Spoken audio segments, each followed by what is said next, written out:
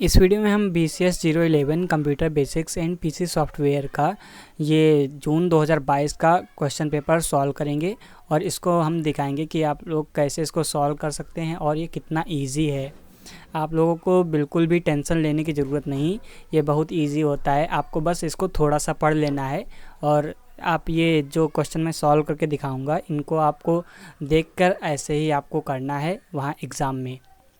तो ये आपका 3 घंटे का पेपर होता है जिसका मैक्सिमम मार्क्स 100 होता है और इसका वेटेज आपके पेपर में होता है 75%। ये 75% वेटेज के साथ में होता है और इसमें क्वेश्चन नंबर 1 जो होता है वो कंपलसरी होता है, जो 40 मार्क्स कैरी करता है। मतलब ये क्वेश्चन नंबर 1 यहाँ से लेकर यहाँ तक ये 40 मार्क्स का होता है और दूसरा, तीसरा, चौथा और पाँचवा ये सब 20-20 नंबर के क्वेश्चन होते हैं। इनमें 4-4 क्वेश्चन होते हैं, 4 किसी में 3 किसी में 4। ये जो 2 नंबर से 5 नंबर तक जो क्वेश्चन होते हैं वो 20-20 नंबर के होते हैं और ये पहला वाला 40 नंबर का होता है और ये पहला वाला कंपलसरी होता है। तो मैं आपको ये पहला वाला जो 40 नंबर का क्वेश्चन है इस वीडियो में बता दूंगा, फिर उसके बाद में 2 क्वेश्चन नेक्स्ट वीडियो में और उसके नेक्स्ट वीडियो में 2 क्वेश्चन करके मैं ये 3 पार्ट में आपका पूरा कवर कर दूंगा। इसको क्वेश्चन नंबर 1 से देखना स्टार्ट करते हैं। तो यहाँ पर सबसे पहला क्वेश्चन है क्वेश्चन नंबर 1 का ए वाला। ए में है कन्वर्ट, इसको करना है बाइनरी में, इसको करना है बाइनरी में। ये डेसिमल नंबर है जो बिना पॉइंट के है और ये डेसिमल नंबर है जिसमें पॉइंट बीच में लगा है, उसको बाइनरी में कन्वर्ट करना है। और ये वाला नंबर है जो बाइनरी नंबर है, जिसके बेस में 2 होता है उसे बाइनरी नंबर बोलते हैं, जिसके बेस में 10 होता है उसे डेसिमल नंबर बोलते हैं और जिसके बेस में 16 है वो हेक्साडेसिमल नंबर है। तो इस नंबर को किस में, बाइनरी में कन्वर्ट करना है और इस नंबर को डेसिमल नंबर में कन्वर्ट करना है। तो चलो एक एक करके सबको कन्वर्ट करके देखते हैं। मैं ये सारा क्वेश्चन जो है ये माइक्रोसॉफ्ट वर्ड में इसको कॉपी करके उतार लिया हूँ और इनका आंसर भी लिख लिया हूँ। तो यहाँ पर आप देख सकते हैं ये सबसे पहला वाला है।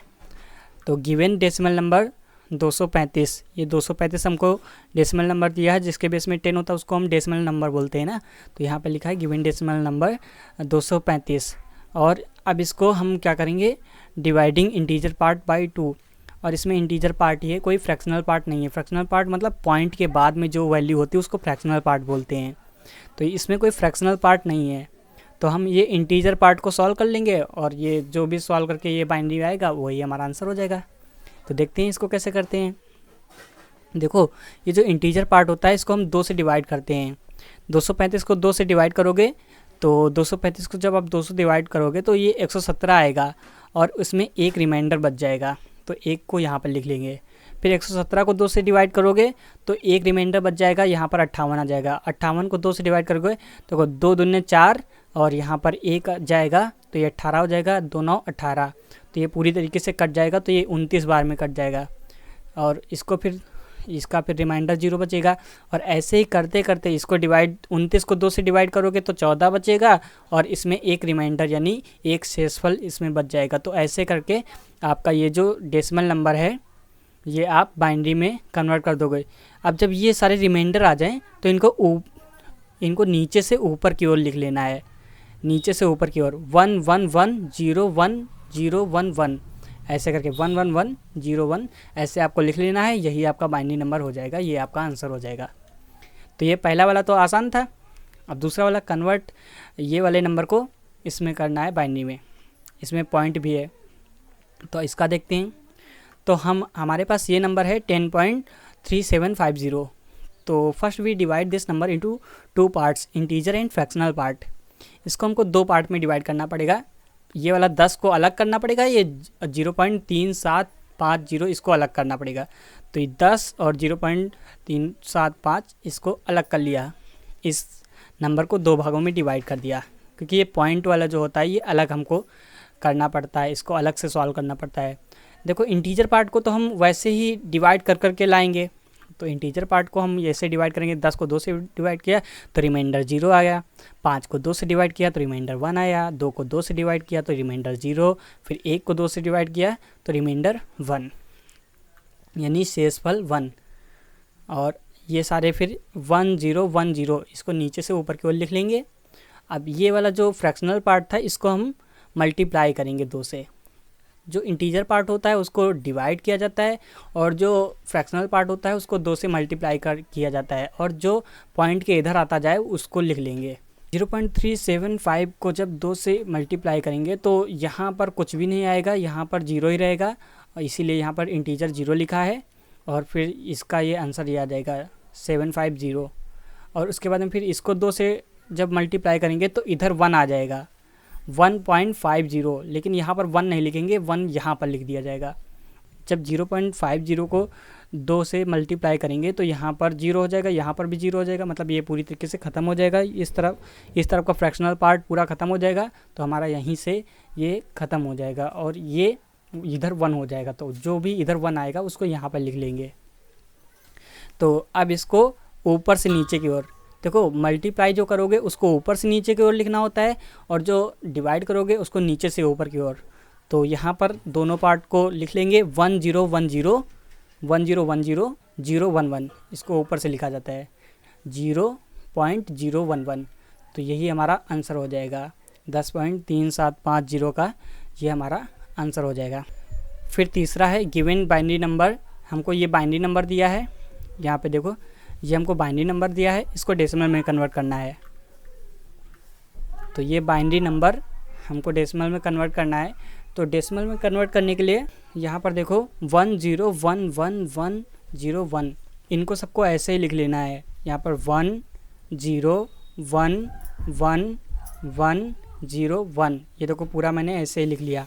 अब इनको क्या करना है, इन सारी वैल्यूज़ को 2 से मल्टीप्लाई करना है। देखो इसको भी 2 से मल्टीप्लाई किया, इसको भी 2 से मल्टीप्लाई किया, इसको भी 2 से मल्टीप्लाई किया, इसको भी 2 से मल्टीप्लाई किया, इसको भी 2 से मल्टीप्लाई किया, इसको भी 2 से मल्टीप्लाई किया, इसको भी 2 से मल्टीप्लाई किया। और 2 की पावर क्या रखनी है, पहले वाले के लिए 0, दूसरे वाले के लिए 1, तीसरे वाले के लिए 2, और ऐसे करके 3 4 5 6, और बीच में प्लस का साइन सब में है। तो आपको ये समझ में आ गया होगा। 2 की पावर 6 को जब आप कैलकुलेट करोगे तो 64 आएगा, इसको जब पूरा करोगे तो ये 64 आएगा, प्लस इसका करोगे पूरा तो ये 0 हो जाएगा, और फिर इसका करोगे तो ये आपका 16 आ जाएगा, और ऐसे ही ये सबका आ जाएगा। तो आप ऐसा करके निकाल सकते हो। ये आपका डेसिमल में आंसर हो गया। ये जो आपका बाइनरी था इसको आपने डेसिमल में कन्वर्ट कर दिया। अब ऐसे ही हेक्साडेसिमल नंबर को आपको, ये जो हेक्साडेसिमल नंबर है इसको कन्वर्ट करना है बाइनरी नंबर में। ये बाइनरी नंबर में कन्वर्ट करना है। यहाँ पर देखो ये कन्वर्ट, ये वाला हेक्साडेसिमल नंबर जो जिसके बेस में 16 होता है उसको हेक्साडेसिमल नंबर बोलते हैं। तो ये हेक्साडेसिमल नंबर को आपको बाइनरी में कन्वर्ट करना है। तो बाइनरी में कन्वर्ट करते हैं इस नंबर को। तो बाइनरी में कन्वर्ट करना हेक्साडेसिमल नंबर को बहुत ही आसान है। आपको बस 16 तक पता होना चाहिए कि 0 से F तक जितने भी हेक्साडेसिमल नंबर होते हैं उनका इक्विवेलेंट बाइनरी नंबर क्या होता है, बस उतने तक पता होना चाहिए। बस आप तुरंत इसको लिख दोगे। जैसे F का होता है 1111, A का होता है 10110, और B का होता है 1011, C का होता है 1100।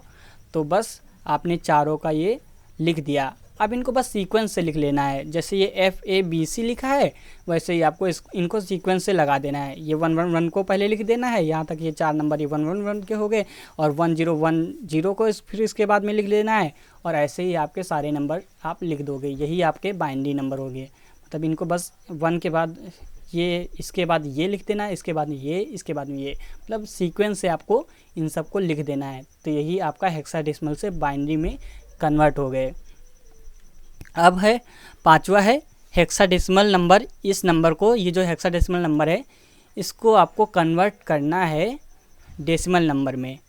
तो डेसिमल नंबर में कन्वर्ट करना बहुत ही आसान है। देखो हम जब बाइनरी में कन्वर्ट कर रहे थे तो हम वहाँ पर 2 से मल्टीप्लाई कर रहे थे। यहाँ पर हमको क्या करना है, 16 से मल्टीप्लाई करना है, 16 से। तो यहाँ पर 5 को 16 से मल्टीप्लाई कर लो, और सबसे पहले इसकी पावर 1 है, 16 की पावर 0 है, तो इसको 1 कर देंगे, और 1 का 5 से मल्टीप्लाई होगा तो 5 ही आएगा, तो यहाँ पर 5 आएगा। उसके बाद में इसकी 16 की पावर 1 है, तो 16 की पावर जब 1 होगी तो 16 ही आएगा, और 16 का A से गुणा, A यहाँ पर होता है 10, ए का मतलब होता है 10, बी का मतलब होता है 11, सी का मतलब होता है ऐसे ही आगे आप बढ़ाते चले जाओगे। तो यहाँ पर इसका आएगा 160, 160 प्लस 5 165। तो ये आपका हेक्साडेसिमल नंबर A5 को आपने डेसिमल में कन्वर्ट कर दिया, ये आपका डेसिमल नंबर इसके इक्विवेलेंट हो जाएगा।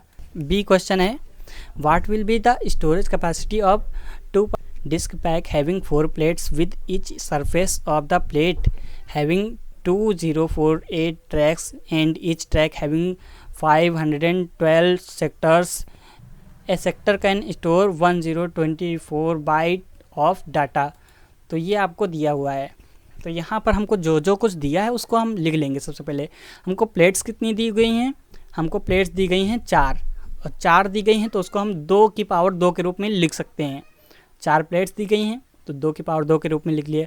सेक्टर्स कितने दिए गए हैं पर ट्रैक में, हर एक ट्रैक में दिए गए हैं 512 सेक्टर। तो 512 सेक्टर को 2 की पावर 9 लिख सकते हैं। ट्रैक पर सरफेस इतना दिया गया है तो इसको हम 2 की पावर 11 के रूप में लिख सकते हैं। तो सबको ऐसे पावर के रूप में लिख के फिर इनकी पावर्स को जब मल्टीप्लाई करेंगे तो इनकी पावर्स को ऐड कर लेंगे। तो इनको so the total storage capacity of the disk pack is plates का गुणा सेक्टर्स पर ट्रैक, यानी इन सबसे सिर्फ गुणा होता जाएगा। ये जितनी भी वैल्यूज़ हैं इन सब का एक साथ गुणा कर दो और जो भी उनका गुणा करने के बाद में आंसर आए वही आपका आंसर हो जाएगा। तो यहाँ पर 2 की पावर 2 इंटू 2 की पावर 9, 2 की पावर 11, फिर 2 की पावर 1, फिर 2 की पावर 10 बाइट्स, इतने बाइट स्टोरेज की हार्ड डिस्क होगी। तो इसको आप कैलकुलेट करोगे तो यहाँ पर ये सब कुछ कैलकुलेट करके 2 और 9 कितना 11 हुआ, 11 दूनी 22, 22 1 23, 23 10 33, यानी 2 की पावर 33 बाइट्स, 2 की पावर 33 बाइट्स। अगर इसको आप जीबी में कन्वर्ट करोगे तो इसमें 33 में से 30 इसको घटा दो, तो 33 में से 30 घटाएंगे तो ये 2 की पावर 3 जीबी, यानी ये हुआ पूरा 8 जीबी। 8 जीबी का आपका हार्ड डिस्क बनेगा। तीसरा क्वेश्चन है क्वेश्चन नंबर 1 का, explain the one Newman architecture with the help of diagram. तो ये आपका वान न्यूमान आर्किटेक्चर है जो आपके BCS 011 बुक में आपको दिख जाएगा, वहाँ पे आप इसको देख सकते हैं। देखो सबसे पहले होता है ये input device output device. Input device जैसे माउस, कीबोर्ड और ऐसे ही सारे, और उसके बाद में होता है ये आउटपुट डिवाइस। आउटपुट डिवाइस जैसे मॉनिटर, प्रिंटर, ये सारे आउटपुट डिवाइस होते हैं। ये एक कंप्यूटर का बेसिक पार्ट बताता है कि एक कंप्यूटर में बेसिक इतनी चीज़ें तो कम से कम होनी ही चाहिए। इससे कम कंप्यूटर में कोई चीज़ हो ही नहीं सकती है। मतलब इतनी चीज़ें उसमें होनी चाहिए। क्या होना चाहिए? एक मेमोरी होनी चाहिए, उसमें कंट्रोल यूनिट होनी चाहिए, ये मतलब प्रोसेसर में ये चीज़ होनी चाहिए। प्रोसेसर कैसा होना चाहिए? जिसमें कंट्रोल यूनिट होनी चाहिए और अर्थमेटिक लॉजिक यूनिट होनी चाहिए, और इनपुट आउटपुट डिवाइसेस कुछ ना कुछ होनी चाहिए। तो ये चीज़ उसमें होनी चाहिए, तभी आपका एक कंप्यूटर बनेगा। तो ये वान न्यूमान मशीन हमको यही बताती है। तो यहाँ पर आप इसको पढ़ सकते हो। It is design model for the modern computer. ये एक डिज़ाइन मॉडल है मॉडर्न कंप्यूटर के लिए। Which has the central processing unit, जिसमें सेंट्रल प्रोसेसिंग यूनिट होता है, ये वाला central processing unit CPU, and the concept of memory, और कॉन्सेप्ट मेमोरी का यूज़ होता है। इनपुट डिवाइस से हम कुछ भी इनपुट करते हैं और आउटपुट डिवाइस से वो हमको ये जो CPU है ये हमको शो करता है चीज़ें। ठीक है, तो आप यहाँ पर इसको पढ़ सकते हो। मैंने आपको समझा तो दिया है कि ये क्या होता है। वान न्यूमान मशीन ये एक आर्किटेक्चर है कंप्यूटर को बनाने के लिए। तो ये आपका हो गया क्वेश्चन नंबर C। अब question number D, explain 2 features of the software that will be needed for each of the following operations. 2 feature हमको सॉफ्टवेयर्स के बताने हैं जो keep tracking of files and directories. अगर आपको फाइल्स एंड डायरेक्टरीज़ को track करना है, यानी उनको ढूंढना है, तो आप कैसे करोगे? फाइल्स एंड डायरेक्टरी में सर्च फीचर लगा दें अपने सॉफ्टवेयर में, तो हम इन फाइल्स और डायरेक्टरी को ढूंढ सकते हैं। और फाइल वर्जनिंग, दूसरा है फाइल वर्जनिंग, यानी हम अपनी फाइल का वर्जन, अगर उसमें वर्जन सिस्टम बना दें, अपने जैसे कोई भी सॉफ्टवेयर बना रहे हैं उसमें हम अब वर्जन सिस्टम बना दें कि अभी ये फ़ाइल ऐसी है, फिर उसके बाद में ये फ़ाइल ऐसी है, तो फिर हम उस फाइल को आराम से सर्च कर सकते हैं, उसको उस फाइल को ढूंढ सकते हैं। उस फाइल का ट्रैक रख सकते हैं कि वो उस फाइल में क्या चेंजेस हुए हैं, तो ये सब हम रख सकते हैं। तो ये दो फीचर्स हैं जो हमको सॉफ्टवेयर में अपने लगाने चाहिए अगर हमको ये करना है, keep tracking of files and directories, अगर ये करना है। दूसरा है translating high level language program to machine language. अगर हमको हाई लेवल प्रोग्राम को मशीन लैंग्वेज में कन्वर्ट करना है तो हम उसको कैसे करेंगे? तो उसको हम करने के लिए हमारे पास सॉफ्टवेयर में ये फीचर होना चाहिए कि सबसे पहले उसमें कंपाइलर होना चाहिए, दूसरा होना चाहिए डिबगर। कंपाइलर से भी हम हाई लेवल प्रोग्राम को लो लेवल लैंग्वेज में कन्वर्ट कर सकते हैं। हाई लेवल प्रोग्राम जैसे सी लैंग्वेजेस, C++ लैंग्वेज और पाइथन, जावास्क्रिप्ट, ये सब हाई लेवल लैंग्वेजेस हैं। इन लैंग्वेजेस को हमको सबसे पहले मशीन लैंग्वेज यानी मशीन के कोड में कन्वर्ट करना पड़ता है, जिससे कंप्यूटर्स उसको समझ सके। कंप्यूटर मतलब प्रोसेसर उसको समझ सके। जब कोई भी इंस्ट्रक्शन एग्जीक्यूट होता है तो ये जो हिंदी इंग्लिश में ये सब जो लिखा दिख रहा है ना, ये सब नहीं होता है, ये सब लो लेवल लैंग्वेजेस में कन्वर्ट हो जाता है। जैसे बाइनरी लैंग्वेज 0101 ऐसे फॉर्मेट में जाता है, तो उसको उसमें कन्वर्ट करने के लिए हमको कंपाइलर की ज़रूरत पड़ती है। तो यहाँ पर ये आप पढ़ सकते हो। और उसके बाद में डिबगर भी एक ऐसी चीज़ होती है जो कंपाइल करते हैं, यानी लो लेवल लैंग्वेज में कन्वर्ट करती है हाई लेवल लैंग्वेज को।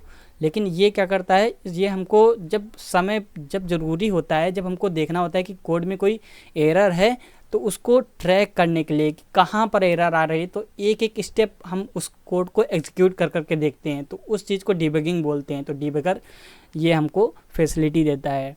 तीसरा है identify and remove computer virus. इसके लिए हमारे पास कौन से सॉफ्टवेयर हो सकते हैं? तो एक होता है वायरस स्कैनर। वायरस स्कैनर से हम आइडेंटिफाई कर सकते हैं, और क्वारंटीन आइसोलेशन इनसे भी कर सकते हैं। तो ये दो सॉफ्टवेयर हो गए आपके, तो इनको भी आप यहाँ पर पढ़ सकते हो। Question number E, write an algorithm and draw the flow chart for finding the sum of the first 10 odd numbers. जो सबसे पहले 10 ऑड नंबर्स तो आप जानते हो ना, वो ऑड नंबर्स का सम यानी जोड़, उन नंबर्स जितने भी 10 नंबर्स जो सबसे पहले आते हैं उनको आपको सम करना है। तो उसका एल्गोरिथम आपको लिखना है और फ्लो चार्ट बनाना है। तो यहाँ पर ये लिखा है algorithm to find sum of the first 10 odd numbers. ये आपका हो गया एल्गोरिथम यहाँ से यहाँ तक, और ये आपका हो गया फ्लो चार्ट, ये यहाँ से यहाँ तक। तो यहाँ पर मैं इसको बता देता हूँ। सबसे पहला स्टेप है इनिशियलाइज द वेरिएबल। हम वेरिएबल्स को डिक्लेयर करेंगे, सम को 0 सबसे पहले असाइन कर देंगे और काउंट को 0। तो ये दो वेरिएबल बना दिए जिनकी वैल्यू सबसे पहले 0 कर दी। फिर यहाँ पर वाइल काउंट 10, जब तक काउंट की वैल्यू, काउंट में जो भी वैल्यू, काउंट में भी 0 है ना, तो 0 10 से छोटा है ना, तो जब तक ये 10 से छोटा रहे तब तक ये चीज़ करते रहो। ये चीज़ जो बीच में लिखी है बी और सी वाली, इसको करते रहो। और उसके बाद में फिर जब ये काउंट की वैल्यू इससे बड़ी हो जाए, 10 से बड़ी हो जाए, तो ये डिस्प्ले द सम को डिस्प्ले कर दो और एंड कर दो जो भी प्रोग्राम हो। अब इसका फ्लो चार्ट देख लेते हैं। फ्लो चार्ट यहाँ पर ऐसा बनेगा, सबसे पहले ये स्टार्ट होगा, फिर काउंट में 0 और सम में 0 आएगा, फिर यहाँ पर ये आएगा और ये काउंट की वैल्यू को चेक करेगा। 10 से अगर छोटी है तो, अगर ये वैल्यू छोटी है तो इधर जाएगा, अगर छोटी नहीं है तो शो सम करेगा, फिर स्टॉप कर देगा। तो अभी काउंट की वैल्यू 0 थी ना, तो 0 यहाँ पर है, फिर यहाँ पर इस पे जाएगा, ये होता है प्रोसेस वाला।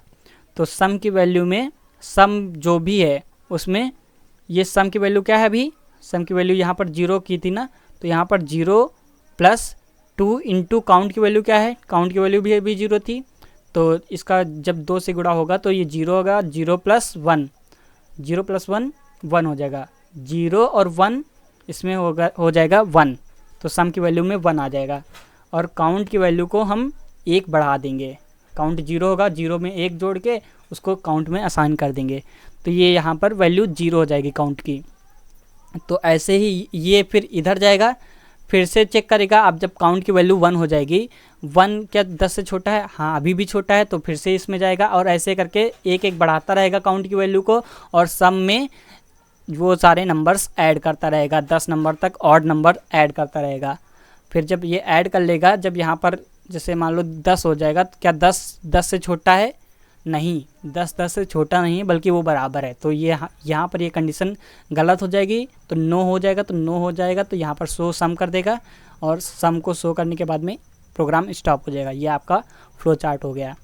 तो ये आपका क्वेश्चन नंबर ई भी हो गया। अब question number F, given the following IP address and subnet mask, find the net ID. इनकी नेटवर्क आईडी हमको फाइंड करनी है। सबसे पहला आईपी एड्रेस ये है और सबनेट मास्क ये है, दूसरे का आईपी एड्रेस ये है और सबनेट मास्क ये है। यहाँ पर हम ये करते हैं कि जितने में ये सबनेट मास्क में वैल्यू है उतने को रखते हैं और सारी वैल्यूज़ को जीरो कर देते हैं, वही आपकी नेट आईडी हो जाती है। तो यहाँ पर ये 3 जगह पर है, तो 3 जगह की वैल्यू को हम रखेंगे और इस वैल्यू को जीरो कर देंगे। तो यहाँ पर ये पहले वाले सांचे को रखेंगे और ये तीनों को जीरो कर देंगे, तो हमारा नेट आईडी आ जाएगा। तो यहाँ पर इसकी नेट आईडी देखो, therefore the network ID 10.0.0.0, ये 10 को रखा क्योंकि यहाँ पर 255 था और ये उसके बाद में सारे जीरो थे, तो इन सबको जीरो कर देंगे, तो 10.000 ये आपका नेटवर्क आईडी हो जाएगा। और ऐसे ही आपका इसके लिए नेटवर्क आईडी, इसके लिए क्या होगा, क्योंकि यहाँ 3 तक है तो इन 3 वैल्यू को रखेंगे और ये 05 को जीरो कर देंगे। तो यहाँ पर इसकी नेटवर्क आईडी हो जाएगी 192.168.1.0, 05 को जीरो कर देंगे, तो ये आपकी नेटवर्क आईडी इसके लिए हो जाएगी। तो ये आपका एफ वाला भी आंसर हो गया। Explain the purpose of the following networking devices, इन सब डिवाइसेस का पर्पस हमको बताना है कि इनका क्या उद्देश्य है, किस उद्देश्य से ये डिवाइसेस बने हैं। तो सबसे पहले network interface card. Network interface is a hardware component that connects a computer और डिवाइस टू अ नेटवर्क। ये एक हार्डवेयर डिवाइस है, मतलब इसको हम छू सकते हैं। ये एक डिवाइस होता है जो हमारे कंप्यूटर लैपटॉप में लगा होता है, या फिर हम आपके मोबाइल में भी होता है, लेकिन उसमें छोटा सा होता है। The main purpose of NIC is to enable transmission and reception of data on a network. हमारा मोबाइल जो इंटरनेट से कनेक्ट हो पाता है तो वे इसी नेटवर्क इंटरफेस कार्ड की वजह से कनेक्ट हो पाता है। हमारे मोबाइल में नेटवर्क इंटरफेस कार्ड होता है और ये लैपटॉप में भी होता है, कंप्यूटर में भी होता है। It provides a physical address और MAC address for the computer और डिवाइस। ये हमारे डिवाइस को एक एड्रेस देता है कि इस एड्रेस पे कोई भी नेटवर्क आए तो वो कैच करे। तो ये हमारे डिवाइस को एक एड्रेस देता है जिसका नाम होता है मैक एड्रेस। और हर एक डिवाइस का मैक एड्रेस यूनिक होता है। आपके लैपटॉप का मैक एड्रेस यूनिक होगा, आपके मोबाइल का मैक एड्रेस यूनिक होगा, सारे डिवाइसेस का। अब मॉडम क्या होता है? Modem is a networking device that modulates, modifies and demodifies signal between digital devices and analogue signals. Modem क्या करता है, जो हमारे डिवाइसेस से सिग्नल्स निकलते हैं उन डिजिटल सिग्नल्स को एनालॉग सिग्नल में कन्वर्ट करता है, और उसके बाद में जब उनको दोबारा जब कोई भी सिग्नल आता है तो उसको कैच करने के लिए, उस सिग्नल को मतलब कंप्यूटर की भाषा में करने के लिए उस एनालॉग सिग्नल को डिजिटल सिग्नल में कन्वर्ट करता है। तो ये होता है मॉडम का काम। अब repeater is a networking device that amplifies और regenerate signals sent between devices on a network. Repeater क्या करता है, जो भी सिग्नल होते हैं उनको एम्पलीफाई करता है, मतलब उनको और बढ़ा देता है। जैसे बीच बीच में आप देखते हो कि 100 मीटर तक जाते जाते आप वाईफाई वहाँ तक तो कैच करता है। जैसे आपने अपने मोबाइल से वाईफाई हॉटस्पॉट ऑन किया, उसको आप दूसरे मोबाइल से वाईफाई के द्वारा कनेक्ट कर रहे हो, तो वो आपका 100 मीटर की रेंज में आप उसको कनेक्ट कर सकते हो। उसके बाद में आपका वो बेकार हो जाएगा, मतलब उसके बाद में वो कनेक्ट नहीं करेगा। और इसी चीज़ को एम्पलीफाई करने के लिए एक वायर्ड मीडियम होता है, वायर लगा होता है, उस वायर में समझो एक तरीके से फिर से बीच में जान डाल देने के लिए, उसको फिर से वैसा ही बना देने के लिए, उस सिग्नल को फिर से वैसा ही बना देने के लिए, दूर तक पहुंचाने के लिए ये हमको रिपीटर काम आता है। List any 6 advantage of e learning, ये आपका एच वाला क्वेश्चन है। तो ई लर्निंग के आपको 6 एडवांटेज। ई लर्निंग का मतलब है कि कुछ भी ऑनलाइन सीखना। जैसे आप गूगल मीट से डायरेक्टली अपने टीचर से कुछ सीख सकते हैं, या फिर यूट्यूब से सीख सकते हैं, या फिर गूगल से सीख सकते हैं, यानी ई लर्निंग ऐसी चीज़ें होती हैं जिनको आप कंप्यूटर या फिर इन सब चीज़ों से सीखते हैं, और इससे जो भी आपको ज्ञान आता है उसे ई लर्निंग बोलते हैं। Flexibility in scheduling, location and pace of learning. पहला ये आपका हो गया advantage, lower cost compare to traditional classroom based learning. यानी जब आप क्लासरूम में जाते हो तो वहाँ पर आपको रुपए ज़्यादा देने पड़ते हैं टीचर्स को, लेकिन जब आप यूट्यूब पर कोई भी क्लास लेते हो तो आपको कोई रुपया नहीं देना पड़ता है, तो इसकी कॉस्ट लोअर होती है। Access to wider range of courses and instructors, आपको ज़्यादा से ज़्यादा इंस्ट्रक्टर्स मिलेंगे। जैसे आप यूट्यूब पर देखो तो आप एक से नहीं हज़ारों कई सारे टीचरों से आप सीख सकते हो कुछ भी, लेकिन जब आप ऑफलाइन की बात करो तो ऑफलाइन सिर्फ आपको एक टीचर पढ़ाता है, वही आपको समझो अगर आप हिंदी के लिए वो टीचर रखे हो तो आपको वही टीचर पढ़ाएगा, उससे ज़्यादा आप नहीं कर सकते। तो ये आपका तीसरा एक एडवांटेज हो गया। ऐसे आप 4 ये और एडवांटेज हैं, तो आप ये और एडवांटेज देख सकते हैं। फिर आई नंबर वाला क्वेश्चन है, list 2 advantages and 1 disadvantage of using inkjet printer. Inkjet printer मतलब जिसमें इंक भरी जाती है। इंकजेट प्रिंटर को यूज़ करने के 2 एडवांटेजेस एंड 1 डिसएडवांटेज आपको बताना है। तो यहाँ पर इसके एडवांटेजेस क्या हैं? Inkjet printer are typically affordable and can produce high quality colour rich prints with the ease. यानी ये हमको ईजिली कलर रिच प्रिंट, यानी हम अपने जो भी प्रिंट निकालते हैं उनको कलरफुल बनाता है, उनको बहुत अच्छा कलर देता है और हाई क्वालिटी ये पिक्चर प्रोड्यूस करता है। और इसका डिसएडवांटेज क्या है?